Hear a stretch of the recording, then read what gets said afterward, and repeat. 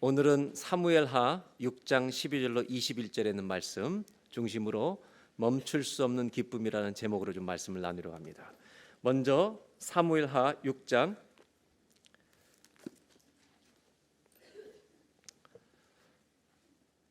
14절로 16절 봉독해 드리도록 하겠습니다.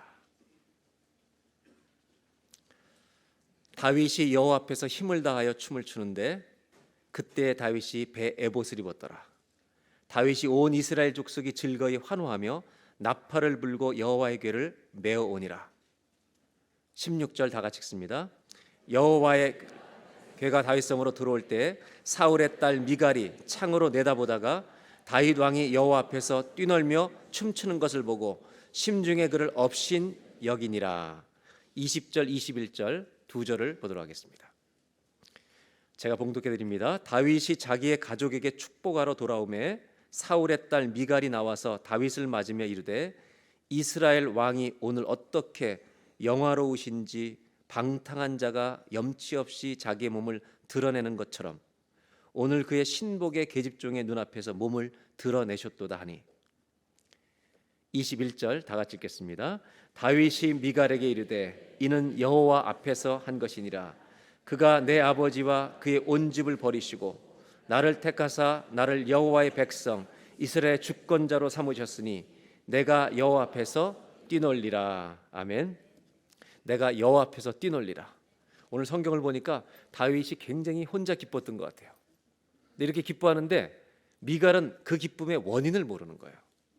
이렇게 예배를 드려도요, 기쁜 사람이 있는데 혹시라도 기쁨을 모르고 예배드리는 분이 있다면 왜 기뻐하는지 꼭 물어보셔야 합니다, 옆에 분한테.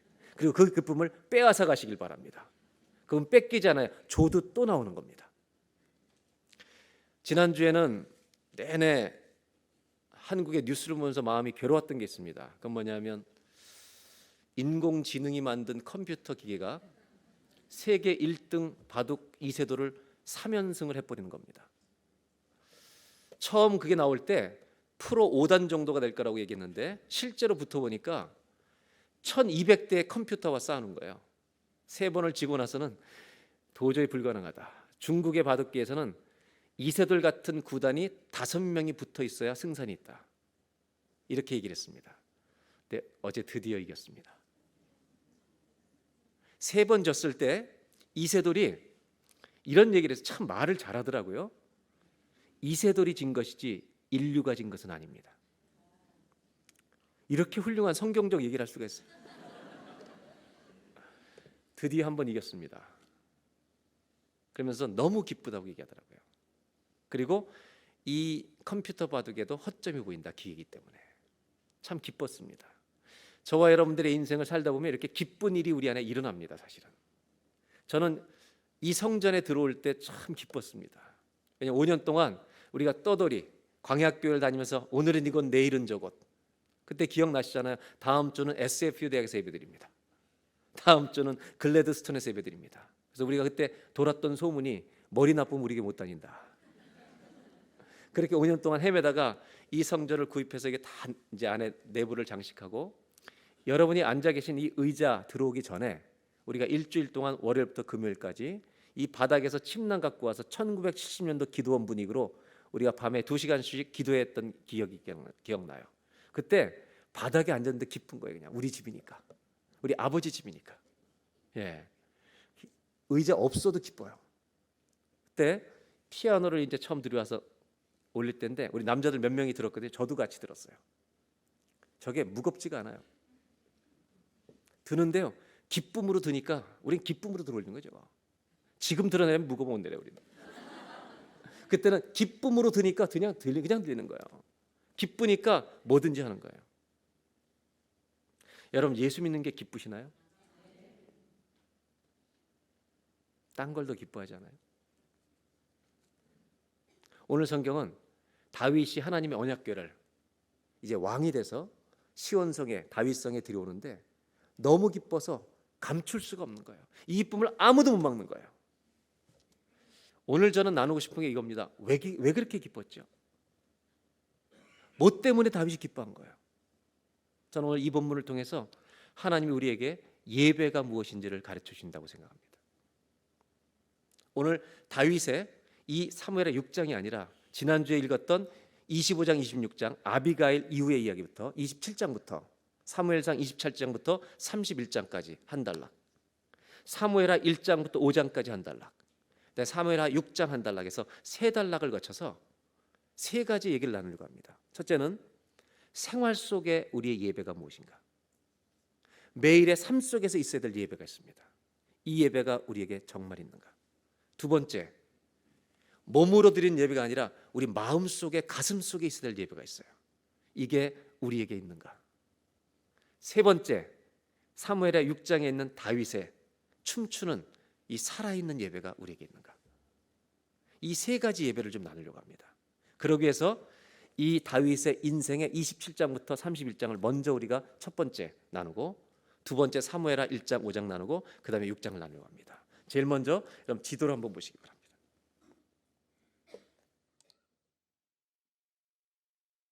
오늘 우리가 찬양을 짧게 불렀죠?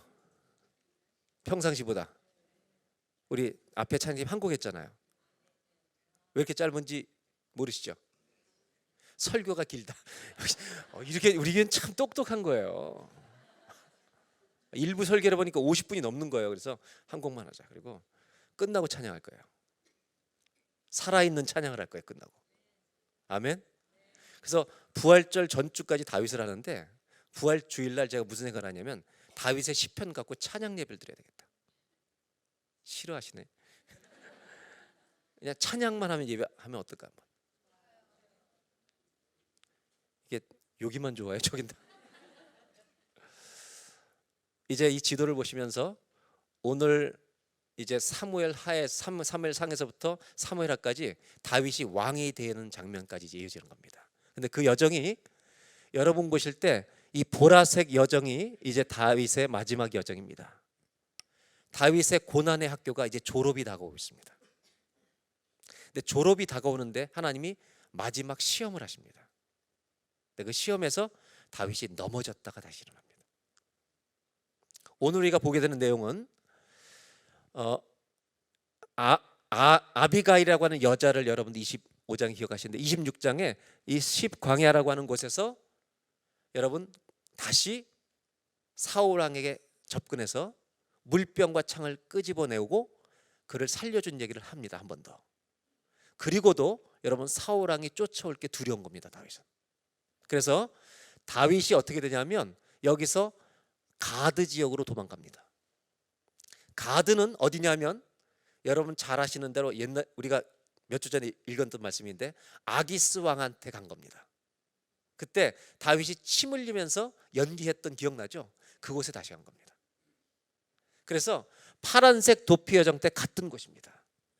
두려우니까 간 겁니다. 그리고 여기 가드에 가서 자기 600명 같이 거느린 사람들 함께 살 도시를 달라 그래가지고 시글락이라는 곳에 정착을 합니다.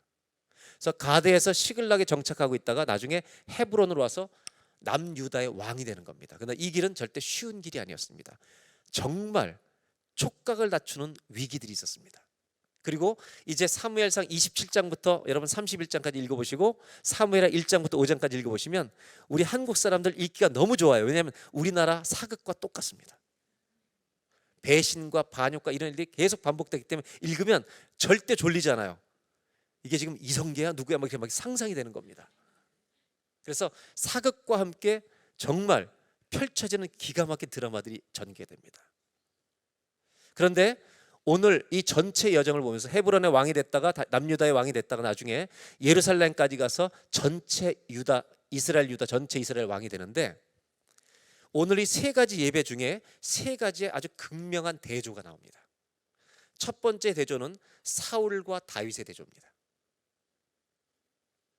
두 번째 대조는 사울의 왕관과 다윗이 구하고 있는 것과의 대조입니다. 이따가 설명드리겠습니다. 세 번째 대조는 언약궤를 만지다 죽은 웃사와 기뻐서 언약궤를 가지고 예배하는 다윗의 대조입니다. 이 세 가지가 세 가지의 예배를 가르쳐 줍니다. 우리의 생활 속에 있어야 될 예배가 뭔가, 매일의 삶 속에. 두 번째는 우리 가슴 속에 있어야 될 예배가 뭔가, 세 번째는 살아있는 예배가 뭔가. 이것을 이제 우리가 나누게 됩니다. 오늘은 그래서 제가 사극을 여러분들에게 이야기처럼 펼쳐드리려고 합니다. 이제 잘 들으시면서 졸음이 오시는 분에게 주무시면 됩니다.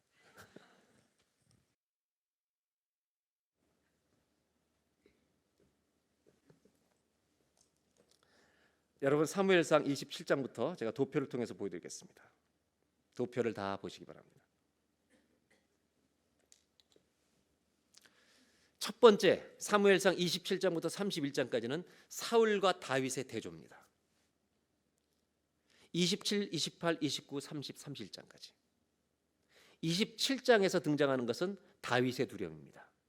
28장은 사울의 두려움입니다. 어떤 두려움이냐면 다윗이 하나님의 고난이 이제 점점 졸업의 날이 가까우는데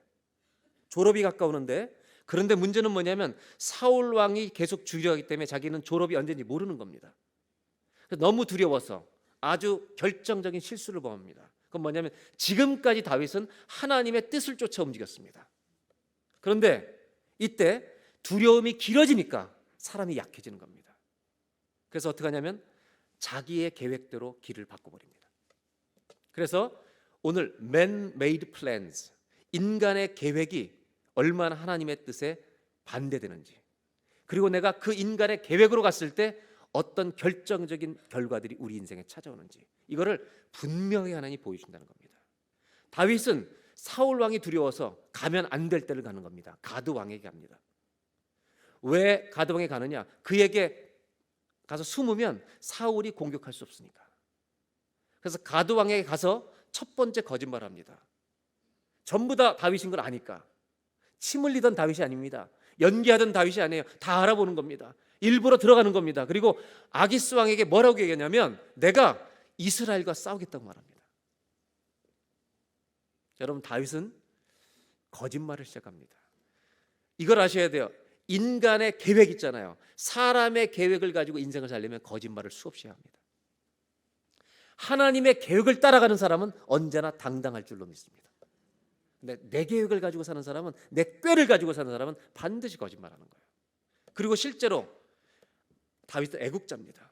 이스라엘을 공격하는 게 아니라 자기한테 살 성읍을 달래서 시글락에 정착하는데, 시글락에서 그 남쪽으로 가면 바로 아말렉이 진을 치고 있습니다. 아말렉의 한 성읍을 가서 완전히 정말 공격을 해서 쑥대밭을 만듭니다. 한 성읍을 다 공격해가지고 한 사람도 남기지 않고 그 말을 다 죽입니다. 그리고 전부 다 재물을 약탈해 와요. 왜 한 사람도 안 남기냐면, 한 사람이라도 살아남으면 다윗이 공격했다는 얘기를 만약에 가드 왕한테 하면 큰일 나는 겁니다. 다 죽여요. 그리고 이 물건을 가지고 와서 자기만 갖고 챙기는 게 아니라 유다의 지도자를 불러서 나눠줍니다. 애국자 역할을 하는 겁니다. 그러니까 스파이죠. 그래서 신임을 받고 살고 있습니다. 이게 27장입니다. 거짓말 한 번으로 끝나는 게 아닙니다. 더 큰 거짓말 해야 되는 위기가 오는 겁니다. 인간의 계획은 이런 겁니다. 그 다음에 28장은 어떤 내용이 나오느냐, 블레셋이 길보아 산이라는 곳에 블레셋 군대를 내리고 이제 이스라엘 공격하려고 진을 치는 겁니다. 이 소식을 듣고 사무엘도 죽었죠. 사울 왕은 두려워서 견딜 수가 없습니다. 그래서 어떻게 하는지 아세요? 하나님의 뜻을, 하나님을 믿지 않는 사람이니까 신접한 여인 영매를 찾아갑니다. 성경에 보면 그 영매를 통해 사무엘까지 불러냅니다. 여러분, 이건 진짜 사무엘이 아닙니다. 기독교 신학에는 산 사람이 죽은 사람과 교통하는 것이 불가능합니다. 가짜죠. 이런 신접한 여인을 만나는 어리석은 짓을 반복합니다. 이것도 역시 man-made plan입니다. 인간의 계획으로. 그런데 그 결과가 뭐냐?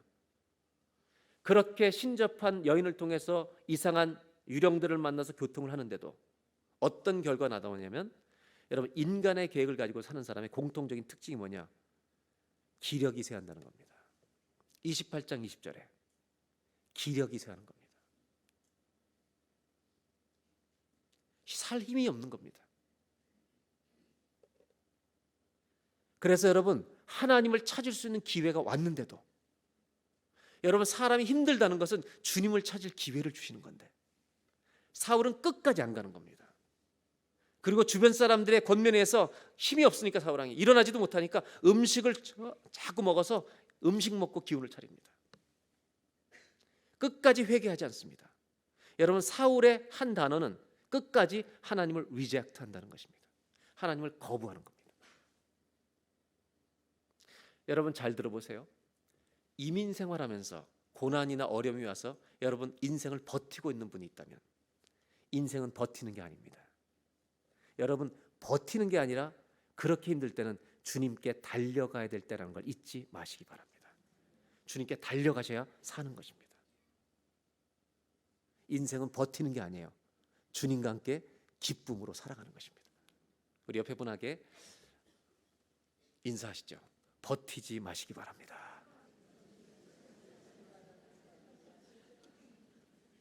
제가 보면 버티는 분들이 있어요.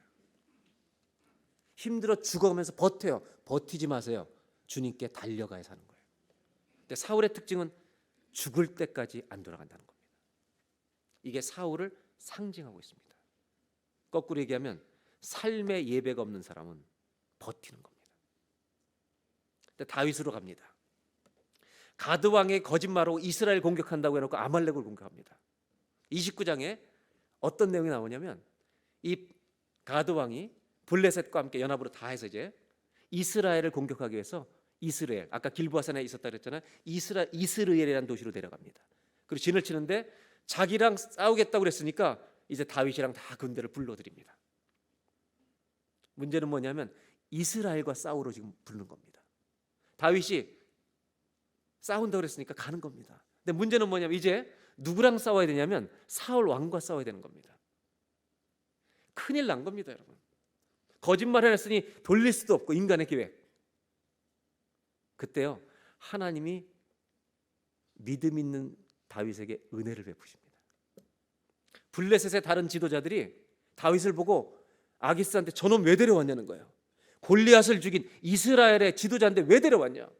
그랬더니 이제 우리 편이 됐다. 우리랑 싸운댄다. 아니다. 전쟁 치르면 이스라엘 편으로 돌아갈 놈이다. 저놈 빼라. 그래서 여러분 아기스가요 다윗을 조용히 부릅니다. 그리고 I am sorry. 내가 너무 미안하다고. 그리고 뭐라고 했냐면 나는 너를 데려가고 싶은데 쟤들이 원치 않으니 내일 새벽에 시글락으로 돌아가서 전쟁하지 말고 안전하게 거기 거하고 있으라고. 이거를 뭐라고 하냐면 이게 웬 은혜인가. 거짓말을 했는데 살려주는 겁니다. 이때 다윗은 센스를 하기 시작합니다. 내가 내 멋대로 결정했는데 주님이 은혜를 베푸시는 겁니다. 저는 우리 성도들이 반드시 알아야 될 게 있는데 죽는 날까지 우리는 은혜 때문에 구원받는 겁니다. 어떤 인간도 자기 행위로 구원 못 받습니다. 하나님의 자녀든 죽는 날까지 은혜로만 구원받을 것입니다. 그리고 돌아왔는데 더 큰 위기가 닥친 겁니다. 그게 뭐냐면 시글락에 돌아왔는데 자기의 아내들과 아이들이 아무도 없고 시글락은 완전히 불타고 있는 겁니다. 누가 그랬을까요? 자기들이 공격했던 아말렉 성읍에서 다윗이 없는 틈을 틈타서 남자들이 없는 틈을 틈타서 완전히 이 도시를 초토화시키고 고마운 것은 아이들과 부녀자들을 죽인 게 아니라 다 데리고 간 것입니다. 이때 여러분 다윗이 어떻게 했는지 아세요? 30장 4절의 도표에 울 수 있는 힘이 없다. 성경 번역에는 기력이 다하도록 울었다. No strength left to weep. 완전히 정말 기력이 다하도록 온 거예요. 집안의 자식들과 아내들이 다 빼앗긴 겁니다. 여기서 다윗은 결정적인 결정을 합니다. 그게 뭐냐면 30장 6절입니다. 30장 6절 한번 보도록 하겠습니다. 다 같이 한번 읽어볼까요? 백성들이 자녀들 때문에 마음이 슬퍼서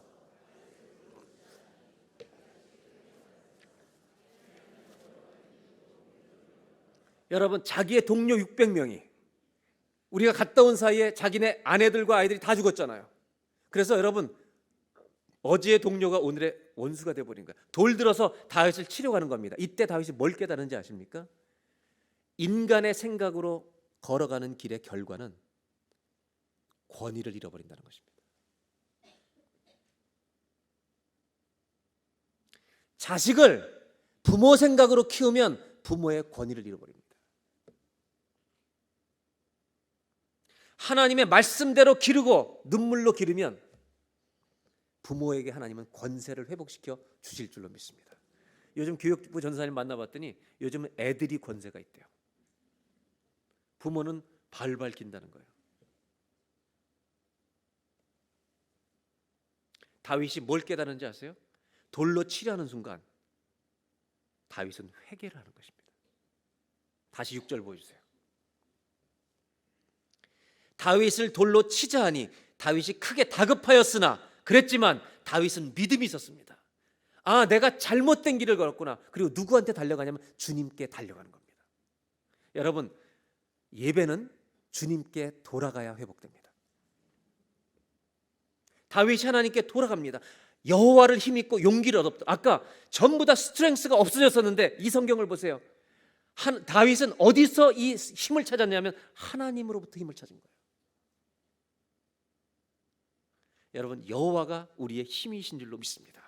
이걸 다시 찾은 겁니다. 30장에서 다윗은 하나님께 돌아온 겁니다.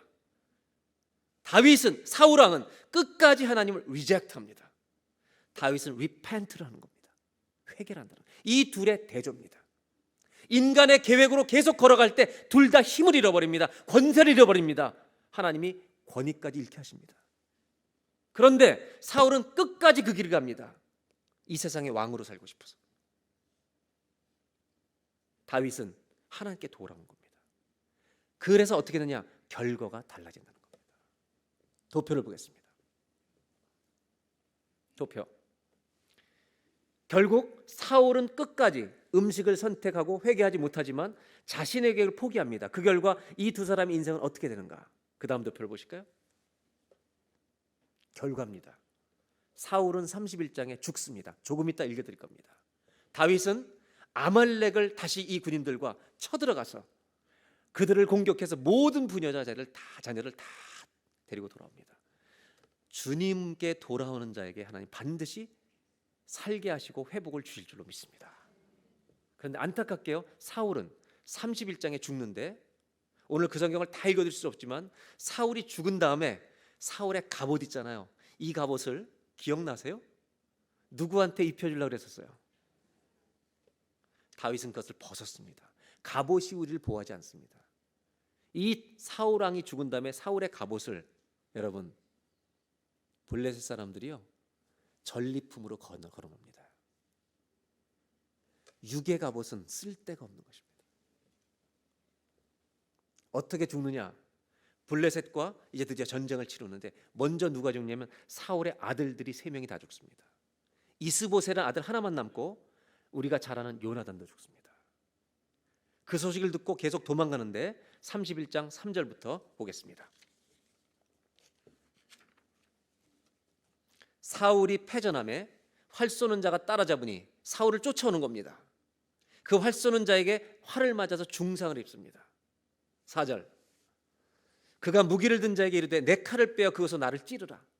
활이 맞아서 중상으로 죽어가니까 할례 받지 않은 자들이 와서 나를 찌르고 모욕을 줄까 봐 그게 더 싫다. 나는 왕으로 죽고 싶다. 끝까지 왕인 거죠. 그러자 무기를 든 자가 사울의 무기를 든 자가 심히 두려워하여 감히 그 왕을 어떻게 찌르겠어 행하지 못하는지라. 이에 사울이 자기의 칼을 뽑아서 땅에 꽂고 그 위에 엎드려서 자살합니다. 하나님께 돌아오지 않는 사람의 최후는 죽음입니다. 그때 이 충성스러운 신하가 어떻게 하나 보세요. 5절 다 같이 읽어볼까요? 무기를 든 자가 사울이 죽음을 보고 자기도 자기 칼 위에 엎드려져 그와 함께 이 신하 어떤 사람이에요? 충성스러운 신하. 왕이 죽으니까 자기도 죽어버리는 거예요. 지금 하나님이 사울 왕을 통해서 보여주는 게 뭐냐면 사울이 하나님께 돌아오지 않는 이유는 끝까지 뭘 보여주느냐? 리젝트 하잖아. 하나님께 돌아오는 걸 계속 거절하는 거. 내 인생에 내가 끝까지 왕으로 살겠다는 겁니다. 여러분 잘 아시는 존 밀턴의 신라권이라는 책이 있습니다. Paradise Lost라고 하는 책. 이 책은 12편의 장대한 서사시로 되어 있는 겁니다. 이 밀턴의 신라권에 사단이 말하는 인간을 꾀는 기가 막힌 이 문구는 전 세계에 알려진 유명한 구절입니다. 사단은 인간을 어떻게 꾀냐면 자기가 주인 되게 만드는 겁니다. 거기에 이런 말이 나옵니다. 하늘에서 섬기는 것보다, 하늘에서 내가 종으로 하나님을 섬기는 것보다 지옥에서 통치하는 것이 낫다. Better is to reign in hell than serve in heaven. 사단이 우리를 유혹하는 겁니다. 네가 왕이다, 네가 주인이다. 이것이 전부 다 지옥에 보내는 겁니다. 하나님은 우리를 천국으로 인도하시고 싶은 아버지십니다. 사단은 우리에게, 천사에서 타락했던 사단들이 이 밀려관에 보면 이런 글을 져서 사람들에게 지옥 가서 왕돼, 네가 주인이야, 꿰는다는 것입니다. 그러나 다윗은 달랐습니다. 위기가 오자 내 계획대로 똑같이 두려움 앞에서 인간의 계획으로, 두려움이 길어지니까, 졸업이 언젠지 모르니까 가드 왕 아기스에게, 인간에게로 갔다가 거짓말을 계속하면서 위기가 닥치니까 바로 엎드립니다. 30장 6절. 다급하였으나 그는 하나님 여호와께 달려간 겁니다. 하나님을 붙든 겁니다. 여러분, 하나님을 붙들고 달려가는 사람은 예배가 회복될 줄로 믿습니다. 이 30장 6절부터 다윗의 인생 가운데 고난이 그치고 하나님이 주시는 축복의 면류관이 오고 있는 이제 새벽을 맞이하게 되는 겁니다. 다윗도 넘어질 때가 있습니다. 우리도 쓰러질 때가 있습니다. 우리 모두가 믿음이 쓰러지고 실패할 때가 있습니다. 그러나 쓰러진 채로 너무 오래 있지 말라는 것입니다. 하나님께 달려가라는 겁니다. 그리고 그 달려가서 해야 될 가장 중요한 일이 뭐냐? 내가 지금까지 내 멋대로 걸어왔던 내 계획을 주님께 내려놓는 것이 생활 속에 있어야 될 예배라는 것입니다. 오늘 첫 번째로 사울 왕과 다윗을 대조시키면서 하나님이 주신 메시지는 이것입니다. 내 매일의 삶 속에서 삶에서 있어야 될 살아있는 생활 속의 예배는 뭐냐? 첫 번째, 나의 계획을 버리는 것입니다. 생활 속에 우리가 가지고 있을 예배는 뭐냐? Every day 내 계획을 버리는 겁니다. 그리고 누구의 계획을 붙드냐면 주님의 계획을 붙드는 겁니다. 사울 왕은 이것을 끝까지 취하지 않습니다. 다윗은 위기가 오자 즉시 주님께 달려갑니다. 사랑하는 여러분, 매일매일 내 계획이 죽는 예배가 있기를 주의 이름으로 기원합니다. 이것이 바로 다윗의 삶의 예배였다는 것입니다. 이제 사울 왕이 이렇게 죽었습니다. 다윗은 사울이 죽은 걸 모르고 있었습니다. 그때 아말렉의 한 소년이 사울 왕이 죽은 소식을 듣고 기뻐서 이 소식을 다윗에게 가져갑니다. 왜냐하면 여러분, 이때는 다윗이 점점 실세의 권력을 가지고 있을 때입니다. 사울 왕이 죽으니까 누가 진짜 왕이 되겠습니까? 왕이 없는 거예요. 아말렉 한 소년이 기가 막힌 계획을 가집니다. 인간의 계획, 악인의 꾀. 그건 뭐냐면 이 기쁜 소식을 빨리 가서 알려야 되겠다. 왜? 당신을 죽이려고 하는 사울 왕이 죽었습니다. 그리고 그냥 가는 게 아니라 아주 중요한 걸 하나 가지고 갑니다. 그리고 이 소년은 이렇게 생각했습니다. 다윗이 이것을 찾는 줄 알았던 것입니다. 다윗의 마음을 몰랐던 겁니다. 사무엘하 1장 9절로 가보겠습니다. 이제 1장부터 5장까지의 내용입니다. 사울 왕이 자기한테 이렇게 얘기했다는 거예요. 아말렉 소년이 나에게 이름으로 이르시되 내 목숨이 아직 내게 완전히 있으므로 내가 고통 중에 있나니 청하건대 너는 내 곁에 서서 나를 죽이라. 여러분, 이 얘기를 누구한테 했냐면 사울은 자기 신하한테 한 거예요. 근데 아말렉 소년이 자기한테 했다는 거예요. 여러분, 꼭 위기를 악용하는 사람들이 반드시 있습니다. 사람을 잘 분별하셔야 됩니다. 여러분 위기일 때 이용합니다, 사람들이. 10절, 이건 다 같이 읽어야 합니다. 시작. 그가 엎드려진 후에는 살 수 없는 줄을 내가 알고 그의 곁에 서서 죽이고 그의 머리에 있는 왕관과 팔에 있는 고리를 벗겨서 내 주께로 가져왔나이다 하니라. 여러분, 이 지금 소녀는 뭘 가져왔냐면 왕관을 가져온 겁니다.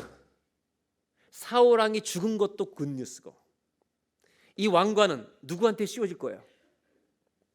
다윗에게 씌워질 것을 알기 때문에 이 왕관을 가져왔을 때 크라운을 가져온 거예요. 그때 여러분 이게 다윗에게 아주 굿뉴스인 줄 알았어요. 근데 여러분 아세요? 이게 다윗에게 배드 뉴스였다는 거예요. 왕관을 가지고 줬어요. 다윗이 왕관을 구하는 사람인 줄 알았던 거예요. 다윗이 14절에 이렇게 말합니다.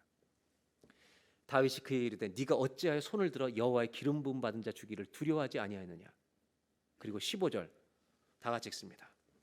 다윗이 청년 중 한 사람을 불러 이르되 가까이 가서 그를 죽이라 하매 그가 치매 곧 죽으니라.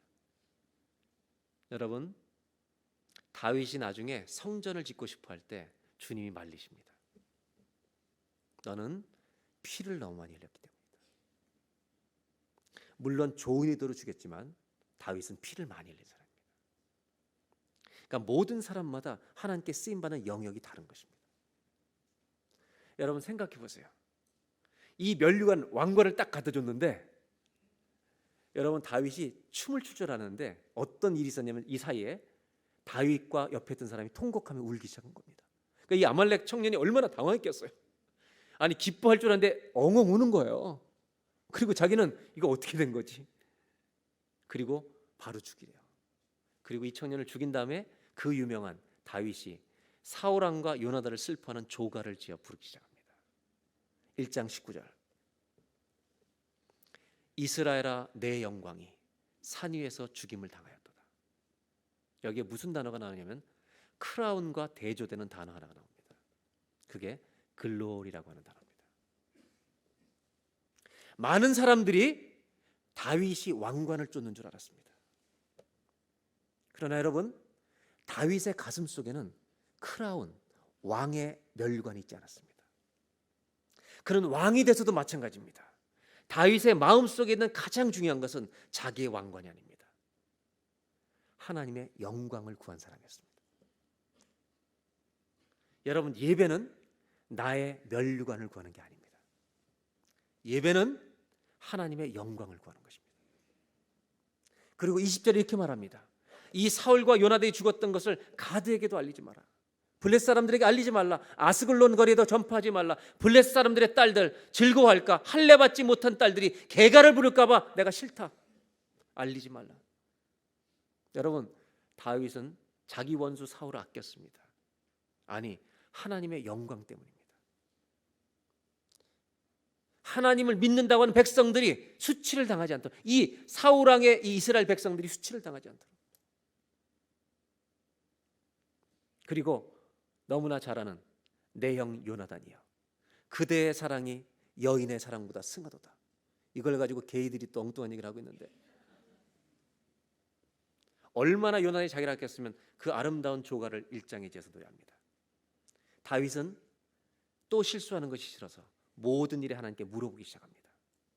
2장 1절 그 후에 다윗이 여호와께 여쭈어 아뢰되 내가 유다 한 서급으로 올라가리까 여호와께서 이르시되 올라가라. 다윗이 아뢰되 어디로 가리까? 헤브론으로 가라고. 아까 지도에서 여러분 본 헤브론으로 마지막 가는 겁니다. 여기서 어떤 일이 나는가? 4절에 보겠습니다. 유다 사람들이 와서 거기서 다윗에게 기름을 부어. 여러분 다윗은 사무엘이 기름 부었습니다. 왕으로 이미 하나님이 지정하셨습니다. 이제 진짜 남쪽의 유다의 왕으로 그 지역 사람들이 와서 기름을 부어 유다의 왕으로 삼습니다. 이건 아직 전체 이스라엘의 왕이 아닙니다. 사울처럼 전체를 다스리는 게 아니라 헤브론을 중심으로 남쪽 유다 한 지파만을 다루는 겁니다. 유다 지파를 다루는 겁니다. 어떤 사람이 다윗에게 말하 이르되 사울을 장사한 사람은 길르앗 야베스 사람들입니다. 이렇게 해서 남쪽의 유다 왕이 되고 야베스 사람들을 격려해 줍니다. 사울 왕을 장사 잘해서 고맙다고. 그렇다면 문제는 뭐냐?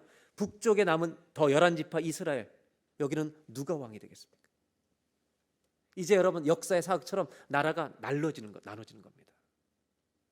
그때 사울 왕의 아들 이스보셋 하나가 살아남습니다. 2장 8절을 보겠습니다.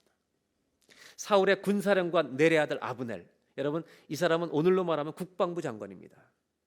아브넬이 살아있는데 사울의 아들 이스보셋을 데리고 마하나임으로 건너가서 9절 다 같이 읽겠습니다. 길르앗과 아술과 이스라엘과 에브라임과 온 이스라엘의 왕으로 삼았도다. 남은 모든 지파의 11지파의 왕으로 이스보셋을 삼습니다.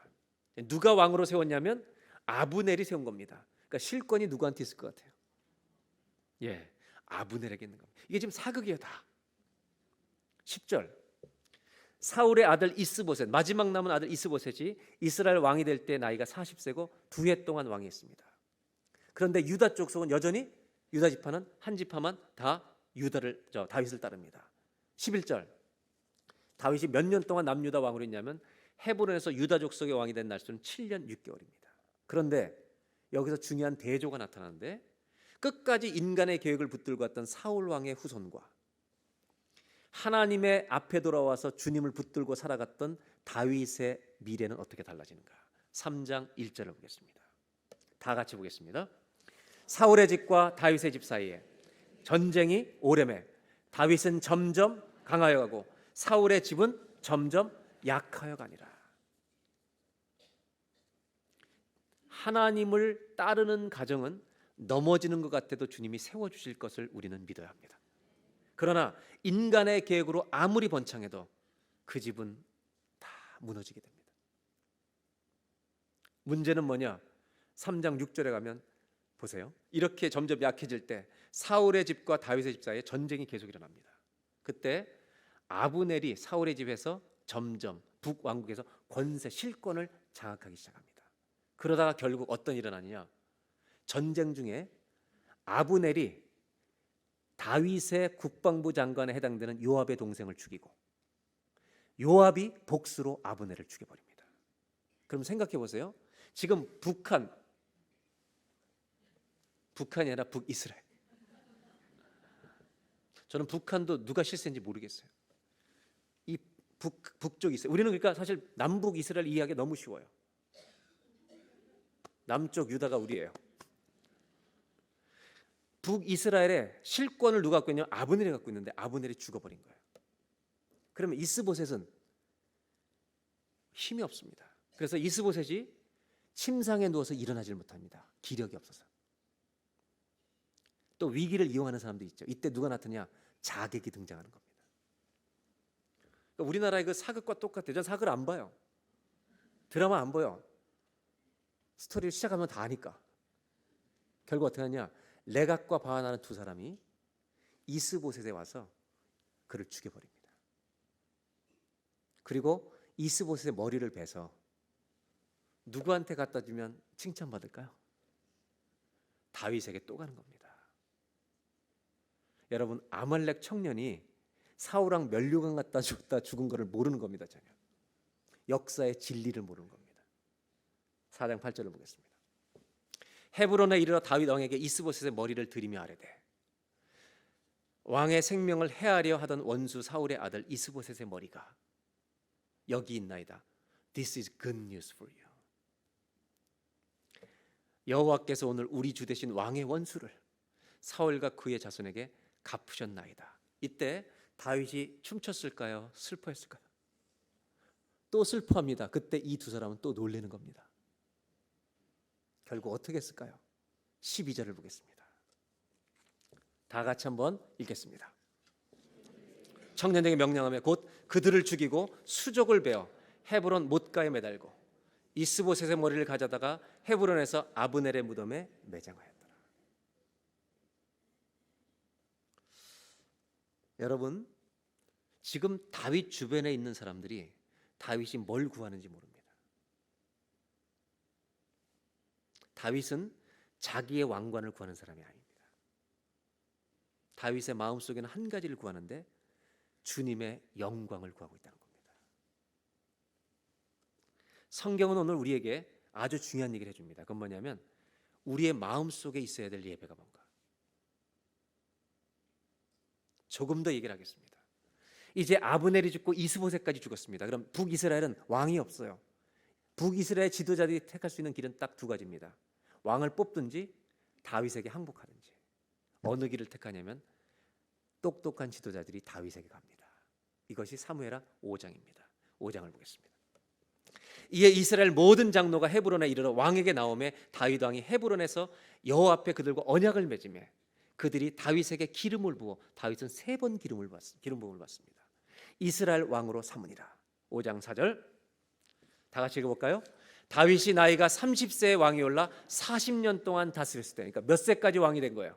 70세까지. 5장 5절. 헤브론에서 7년 6개월 동안 유다를 다스렸고 예루살렘에서 33년 동안 온 이스라엘과 유다를 다스렸더라. 40년 동안 전체를 이제 다시 통일왕국을 만들어서 33년을 통일왕국으로 이제 인도하다가 솔로몬에게 넘겨주는 겁니다. 오늘 제가 두 번째로 나누려는 것은 두 번째 대조입니다. 크라운이냐 마이 크라운이냐 하나님의 글로리 영광이냐. 여러분, 우리가 예배를 드려 나오면서 내 축복과 성공이 제일의 목표로 예배를 나온다면 그건 주님이 원하신 예배가 아닙니다. 내 인생이 망해도, 내 인생에 축복이 지금 없어도 우리는 살든지 죽든지 하나님의 영광을 구하는 예배가 가슴 속에 있기를 주의 이름으로 기원합니다. 하나님은 다윗을 통해서 우리에게 질문하십니다. 너의 마음속에 정말 오늘 원하는 게 뭐냐?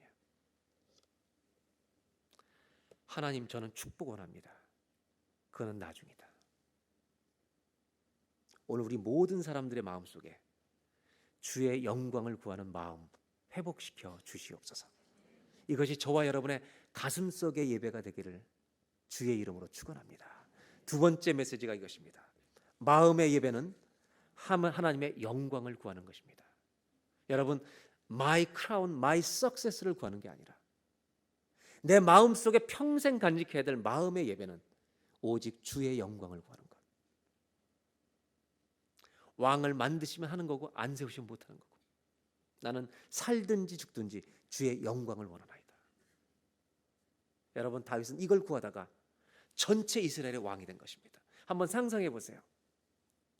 지금까지 10년 동안 도피 생활, 그 전에 들판에서 양을 칠 때 사자와 곰이 왔을 때도 때려잡을 수 있도록 역사하신 살아계신 하나님, 골리앗을 때려 눕힐 수 있도록 만군의 여호와의 이름으로 나갈 때 승리케 하신 하나님, 그 하나님이 다윗의 마음속에 언제나 살아있는 하나님이었어요. 그 골리앗을 죽인 다음부터 10년 동안 도피 생활하면서 정말 자기가 실수하고 실패하고 넘어졌을 때도 다시 붙들어 주시고, 내가 돌아갔더니 다시 승리 주시고, 정말 감격적인 기적 같은 왕의 면류관을 씌워 주시는데 내가 왕이 아닌 거죠. 다윗은 고백하고 싶은 게 하나예요. 이스라엘 모든 백성들에게 얘기하고 싶은 게 이거예요. 누가 우리들의 왕이냐? 내가 면류관을 썼지만 내가 왕이 아니라 우리 이스라엘 민족의 모든 인류의 왕은 하나님 한 분밖에 없다. 이거를 노래하고 싶어서 다윗이 했던 게 뭔지 아세요? 예루살렘 성에, 예루살렘을 정복한 다음에 다윗 성에 언약궤를 그렇게 모시고 싶은 거예요. 왜? 이스라엘 백성들과 함께 하셨던 하나님 임재의 상징이었던 언약궤, 그것이 기럇 여아림 아비나답 집에 보관됐다는 걸 알고 그걸 가져오라고, 내가 하나님을 모시고 그 하나님이 살아계신 하나님이라고 모셔오라고. 그래서 그걸 이동하기 시작합니다. 근데 이동하다가 또 역사가 일어납니다. 우여곡절이 일어납니다. 이제 오늘 마지막에 가장 중요한 얘기를 하려는 겁니다. 6장 3절입니다. 그들이 하나님의 궤를 새 수레에 싣고 산에 있는 아비나답의 집에서 나오는데, 자, 여기서 우리가 꼭 기억해야 되겠습니다. 하나님의 언약궤를 어디다 싣고 나옵니까? 새 수레. 새 수레. 영어로 뭐예요? 카트예요. 여러분, 다윗이 언약궤를 가지고 나올 때 새 수레에 싣고 나왔다는 겁니다. 이걸 여러분 잘 기억하셔야 합니다. 어디다 싣고 나왔다고요? 수레 잊지 마세요. 수레에 싣고 나왔습니다. 왜 수레에 싣고 나왔느냐? 이게 이동이 편하기 때문입니다. 수레는 뭐가 있는 거예요? 우리가 힘 안 써도 되는 거예요. 다시 한번 묻습니다. 어디다 싣고 왔다고요?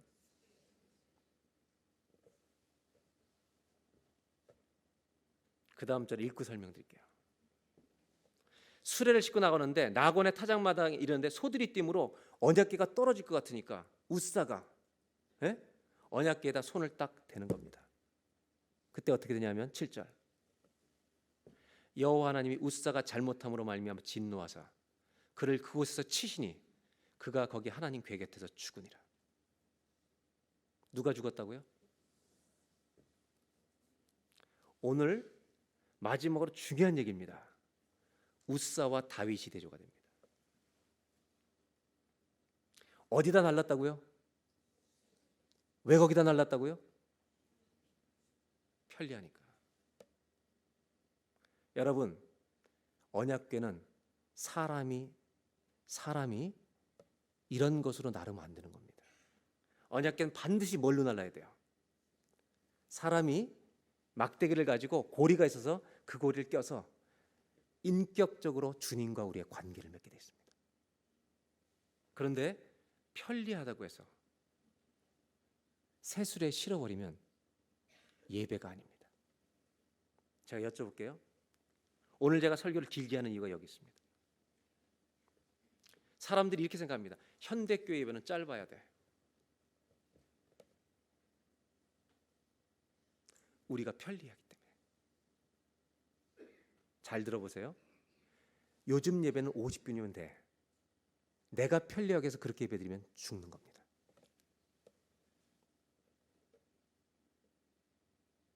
우리들이 볼 때 편리하고 효과적인 예배 만들면 우리는 구약시대면 죽는 것입니다.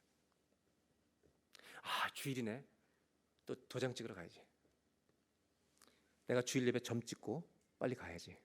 무슨 찬양을 드렸는지, 오늘 무슨 말씀이 있었는지 아무것도 모르고 예배 점 찍고 가야 이번 주 축복해 줄 것 같아요. 웃사되는 겁니다.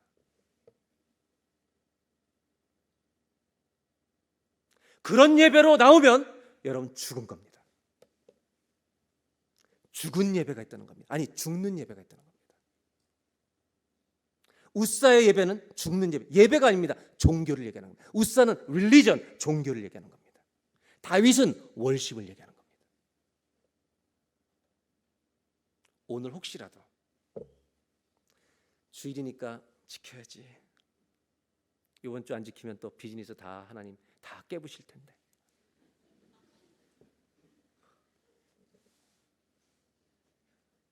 저도 이런 얘기 하고 싶지 않습니다. 성경이 말하고 있기도 하는 겁니다. 가슴 아프지만 하는 겁니다. 여러분, 만약 오늘 예배 끝날 때까지 이런 마음으로 머무신다면 구약 시대라면 죽었습니다. 나는 우리 교회는 한 사람도 죽지 않기를 바랍니다. 오히려 죽을 뻔했던 인생들이, 죽을 것 같은 사람들이 살아있는 주님 만나서 살아나는 예배가 되길 바랍니다. 이것이 예배입니다. 하나님은 언약궤가 들어오기 전에 웃사를 죽이십니다. 편리한 예배. 그래서 어떤 신학자는 이렇게 말합니다. 웃사는 갑자기 죽은 것이 아니라 이미 영적으로 죽어가고 있었다. 웃사라는 사람 마음 안에는 하나님을 향한 믿음도 없었고, 찬양도 없었고, 하나님 때문에 기뻐하는 것도 없었고, 하나님을 향한 예배가 오래전에 이미 질식사했다. 그 인생에서 하나님을 웃사처럼 운반하다간 죽는다. 웃사처럼 예배하다가 죽는다. 교회에다 이렇게 써붙여야 된다. 하나님을 주의하라. 이렇게 써붙이고 예배드리라는 겁니다. 그러나 다윗은 달랐습니다. 다윗의 마음속에는 하나님이 살아계셨습니다. 나를 지금까지 평생 인도하신 여호와는 나의 목자시니 부족함이 없는 하나님. 사망의 골짜기로 다닐지라도 내가 죽을 것 같은 길을 가는데도 내가 해를 두려워하지 않을 것은 주께서 나와 함께 하심이라. 다윗의 마음속에는 믿음이 살아있었던 것입니다. 하나님이 단순한 상자가 아니었습니다. 웃사는 언약궤가 상자일 뿐입니다. 그래서 만질 수 있는 겁니다. 인간이 하나님을 돌보면 죽는 겁니다. 하나님이 우리를 돌보시는 것입니다. 오늘 우리의 예배가 바뀌어야 합니다. 웃사 같은 예배를 드리지 말고 주일 성수하게 나온 분이 있다면 여러분, 오늘 이미 죽으십시오. 그런 믿음은 죽어버리시기 바랍니다. 그리고 하나님의 영광 앞에 나아가시기 바랍니다. 하나님은 살아계십니다. 다윗의 인생에서 날마다 살아계셨습니다. 그 언약궤 살아계신 하나님의 임재가 들어올 때 다윗은 춤을 안 출 수가 없었습니다. 기독교 초대 교부, 예수님이 돌아가시고 100년 후에 나타난 이레니우스라는 사람은 이렇게 얘기했습니다. 한 사람의 믿음이 살아서 충만하게 있을 때 그 한 인간은 하나님의 영광이 된다. 저는 우리가 살아있는 믿음을 가져서 세상에 나갔을 때 우리가 하나님의 영광을 드러내기를 바랍니다. 이것이 믿음이다. 오늘 끔찍한 얘기를 하는 겁니다, 여러분. 오늘 똑같은 예배를 드리고 죽는 사람이 있고 사는 사람이 있는 것입니다. 오늘도 그냥 똑같이 와서 예배를 드리고 우사처럼 가면 그 사람 죽은 채로 나가는 겁니다. 하나님은 경고하십니다. 믿음이 없으면 반드시 내 앞에 죽는다. 하나님을 경외하는 믿음이 없으면 반드시 그의 끝은 심판이다. 그러나 나를 예배하는 자는 살리라. 나를 믿는 자는 살리라. 다윗은 여러분 우사가 아니었습니다. 종교를 따르는 사람이 아니었습니다. 다윗은 살아있는 하나님을 평생 체험하고 그 언약궤를 다윗 성으로 모실 때 내가 왕이 아니라 당신이 왕이십니다. 살아계신 하나님을 온 백성이 박수치면서 우리 모든 백성이 하나님이 왕이신 걸 알기를 바랬습니다. 오늘 이 성전에 살아계신 하나님이 여기 와 계신 것을 우리 모두가 알기를 주님은 원하십니다. 그것이 예배라는 겁니다. 그러면 그 살아계신 하나님 앞에 우리가 예배할 때 내가 어떤 문제를 가지고 왔든지 그 영광의 주님 앞에 그 모든 문제들이 무릎 꿇을 것을 믿기 때문에 그는 기쁨을 멈출 수가 없는 것입니다. 죽을 병에 있든지 망할 사업에 있든지 왕이신 여호와 앞에 다 무릎을 꿇을지어다. 다윗은 그 기쁨으로 감격하며 언약궤를 맞이한 겁니다. 미갈처럼 예배하는 자가 있습니다. 다윗이 춤추는 걸 보고 왕이 채통을 지키지 못하고 몸이 드러난다고. 여러분 미갈처럼 예배도 죽습니다. 이 사람은 어떤 예배자냐? 남이 어떻게 예배드리는 걸 감시하는 예배자입니다. 저 사람 왜 박수치고 예배하지? 저거 순복음 출신이네. 저 사람은 박수를 한 번도 안 치지? 저거 완전히 골수 장로교네. 그렇게 남을 여러분 탐색하는 예배자도 죽습니다. 여호와 앞에 예배하는 자만 살 것입니다. 다윗을 통해서 마지막으로 가르치는 게 뭐냐? 살아있는 예배가 뭐냐 이런 거예요. 뭐가 살아있는 예배예요? 살아있는 하나님의 영광과 신비 앞에 서는 겁니다. 오늘 이전에 주님이 살아계십니다. 살아있는 예배는 뭐냐? 다른 것으로 기뻐하는 게 아닙니다. 여러분 이 자매한테 제가 돈 1,000불 주면 얼마나 기뻐하겠어요? 펄쩍펄쩍 뛰겠죠. 안 뛰어요? 물론 남자친구 다 써버리겠지만 10,000불 줘봐요. 기뻐 뛰며 주를 보겠네. 이세돌이 이번에 바둑 둘 때 얼마 받았어요? 구글에서 100만 불 받았어요. 10억을 받고 두는 거예요 지금. 구글은 이 바둑으로 10조 효과를 누리는 거예요. 10,000불 기쁜 걸 알면서 오늘 이 예배 중에 전능하신 살아계신 하나님이 우리 가운데 살아서 이 예배에 자정하셨다면, 이걸 믿는다면 우리가 앉아서 예배를 드릴 수 있겠어요? 우리는 예배 시간 내내 처음부터 끝까지 박수 치다가 가야 돼요. 이 감격이 있냐는 거예요. 살아있는 예배가 뭔지 아세요? 하나님으로 인하여 기뻐하느냐, 하나님을 기뻐하느냐. 네 예배가 말한 것처럼 여호와를 아는 것이 너희의 힘이니라. 여호와를 기뻐하는 것이 너희의 힘이니라. The joy of the Lord is your strength라는 거예요. 마지막으로 마치려고 합니다. 다윗을 통해서 하나님이 가르치는 결론이 이것입니다.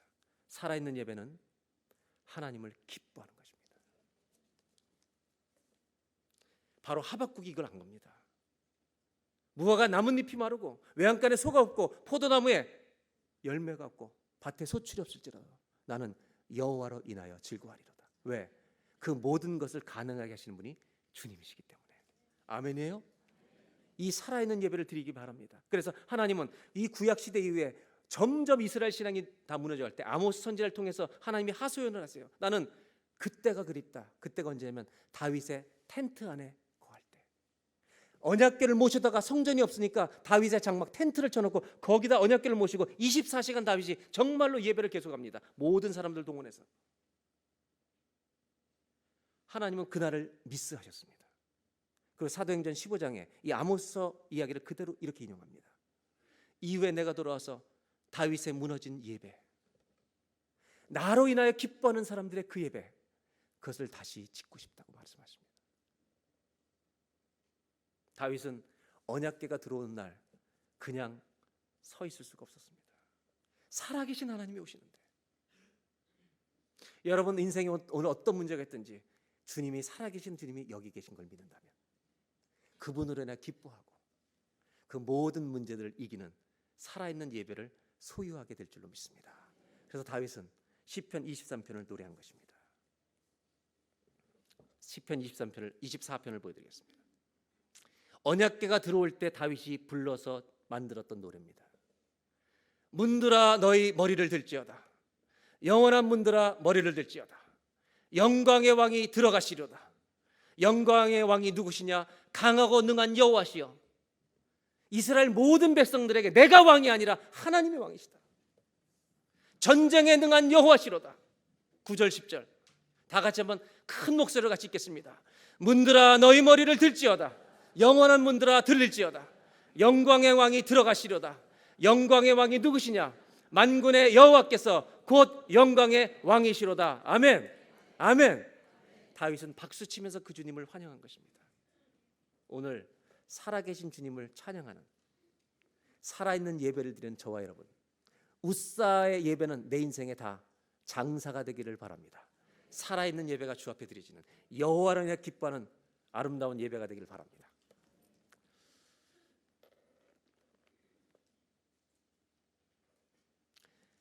시간이 늦어지면 3부 예배를 늦추는 방법밖에 없습니다.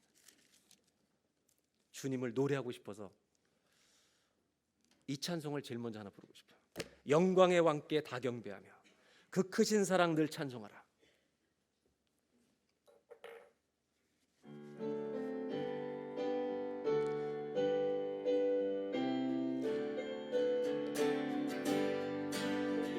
영광의 왕께 다 경배하며 그 크신 사랑 늘 찬송하라.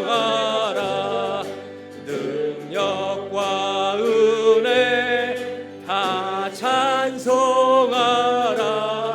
그 옷은 햇빛 그 집은 궁창 예부터 영원히 참 방패시니 그 영광의 주를 다 찬송하라. 그릇같이 연약한 인생 주 의지하여 늘 강건하리. 자녀 백성 지으신 만왕이시니 그 자비 영원히 변함없어라. 아멘입니까? 여러분, 주님 때문에 기뻐하십니까? 오늘 주님이 여기 살아계십니다. 돈이 없어도 내 몸이 병들었어도 살아계신 하나님을 보는 사람은 기뻐할 것입니다. 하나님 오늘 이 찬송을 부르는데 문들아 머리 들지어다. 만왕의 왕이 우리 성전에 오늘 지나가십니다. 이 역에 좌정에 계십니다. 내가 하나님으로 기뻐하게 해주십시오. 이 살아있는 예배를 회복시켜 주십시오. 우사처럼 죽는 예배를 더 이상 드리지 않게 하여 주시옵소서. 다 같이 주님을 찬양하겠습니다. 문들아 머리 들어라. 문들아 머리 들어라. 들릴지어다 영원한 문들아. 영광의 왕 들어가시도록 영광의 왕 들어가신다. 문들아 머리 들어라. 들릴지어다 영원한 문들아. 영광의 왕 들어가시도록 영광의 왕 들어가신다. 영광의 왕이시여 강하고 능하신 주가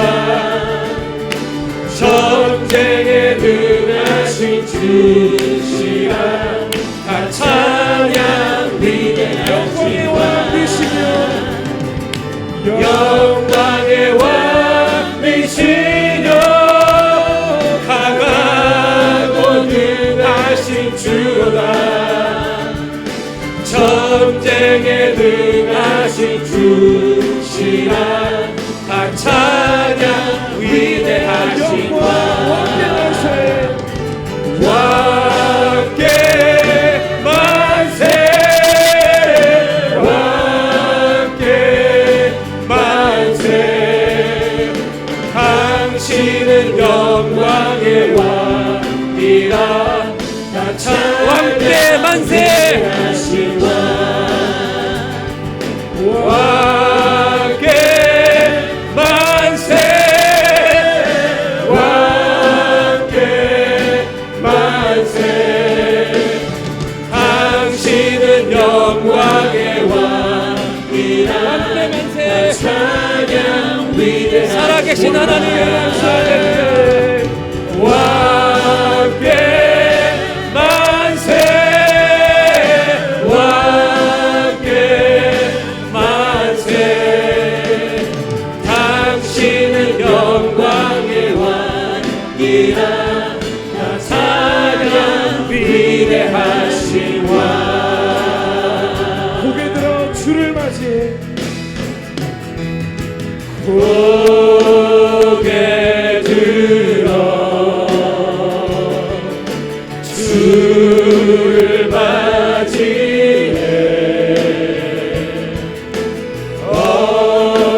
엎드려 경배하며 찬양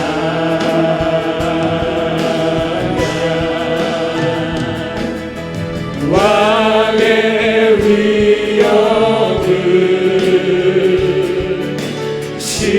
신령과 진정한 찬양으로 영광 돌려 만왕의 왕께 고개 들어 주를 맞이해 엎드려 경배하며 찬양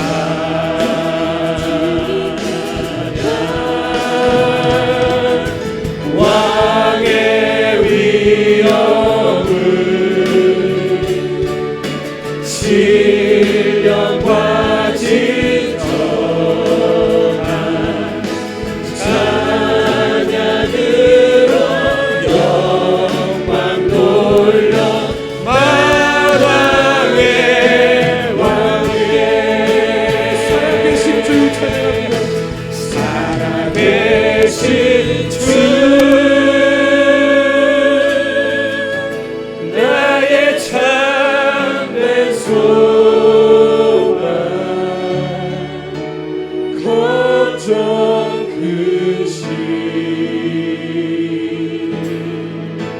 전혀 없네 사랑의 주내 갈 길을 또하리 내 모든 삶의 기쁨 끝충만하네 계신 주 나의 참된 소망 걱정 그시 전혀 없네 사랑의 주내 갈 길이 또하리 내 모든 삶의 기쁨 늘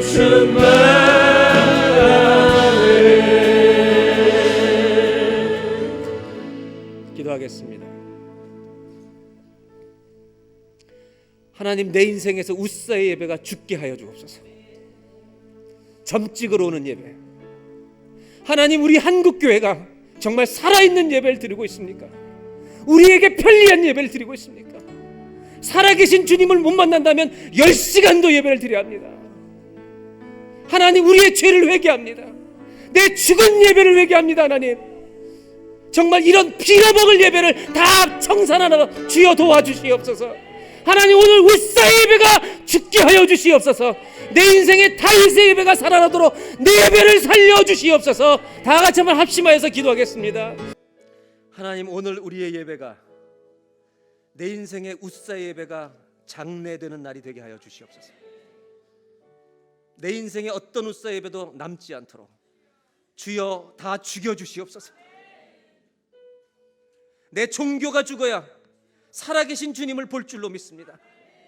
다윗은 주님 때문에 기뻐한 것입니다. 여호와로 인하여 기뻐한 것입니다. 주님이 만왕의 왕이십니다.